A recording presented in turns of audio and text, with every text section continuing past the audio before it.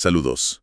Hoy nos metemos con una figura potente, Jan Hus, un reformador checo que agitó las aguas en Europa mucho antes de Lutero. Así es. Un personaje cuya vida y pensamiento, marcaron un antes y un después. Vamos a explorar su historia, sus ideas, el contexto tan particular de Bohemia en esa época. Y su final, ¿no? Que fue bastante dramático. Y cómo todo eso influyó después, incluso en gente como Comenio. Exacto. Tenemos fuentes que detallan todo eso. Su biografía, la crisis de la Iglesia, sus puntos clave, su legado. La idea es entender bien por qué fue tan influyente, ¿no? Cómo desafió al poder y qué nos dice hoy. Bueno, arranquemos. Hus viene de abajo, ¿eh? Familia campesina, por allá por 1369. Sí, orígenes humildes, pero una cabeza brillante. Llegó a la Universidad de Praga, fue sacerdote, incluso rector. Impresionante. ¿Y cómo era el ambiente en Bohemia en ese momento? ¿Qué pasaba? Era una mezcla. Por un lado, un momento cultural importante con Carlos IV, pero por otro, una crisis tremenda en la Iglesia. El cisma de Occidente, ¿verdad? Con varios papas al mismo tiempo. Imagínate, hasta 3 papas. Y además, un descontento social enorme por la corrupción, la riqueza del clero. La gente estaba muy molesta. ¿Y las indulgencias? Eso era un tema candente. Totalmente.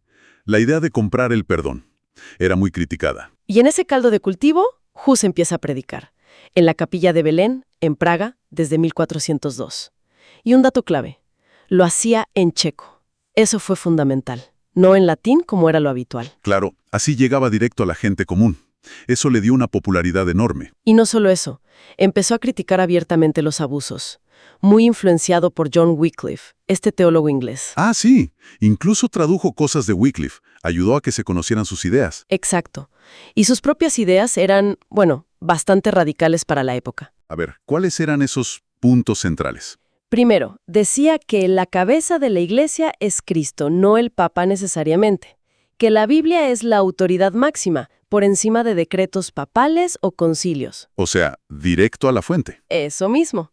Criticaba la riqueza de la Iglesia, la inmoralidad de algunos clérigos, y se oponía de lleno a las indulgencias. Y algo que me parece fascinante, su defensa de la conciencia individual. Totalmente. La idea de que la conciencia de cada uno está por encima de la autoridad institucional, eso era casi impensable. Para él, la verdad era lo supremo. Claro, con esas ideas el conflicto era inevitable. Lo excomulgaron, tuvo que exiliarse. Sí, y en el exilio escribió su obra más importante, De Ecclesia. Y luego el Concilio de Constanza en 1414. Él fue para defenderse, ¿no? Confiando en un salvoconducto del emperador Segismundo. Sí, pensó que podría dialogar, exponer sus ideas, pero la realidad fue otra. Lo arrestaron. Lo arrestaron, lo juzgaron por herejía, le pidieron que se retractara, pero él se mantuvo firme. ¿Y la condena fue? La hoguera. Lo quemaron vivo el 6 de julio de 1415. ¿Terrible? Y está esa frase que dicen que dijo, ¿no? Algo del ganso y el cisne. Sí, esa anécdota famosa. Van a asar un ganso, porque Hus significa ganso en checo, pero en 100 años vendrá un cisne que no podrán quemar. Muchos lo ven como una profecía sobre Lutero. Increíble. Pero su muerte no apagó sus ideas, al contrario. Para nada. Desató el movimiento husita en Bohemia. Hubo divisiones, sí, pero una rama, los hermanos moravos, existen hasta hoy. Es visto como un precursor clave de la Reforma protestante. Y un símbolo nacional checo muy fuerte. Sin duda. Y su influencia llega hasta Juan Amos Comenio, el gran pedagogo. ¿Cómo se conecta con Comenio?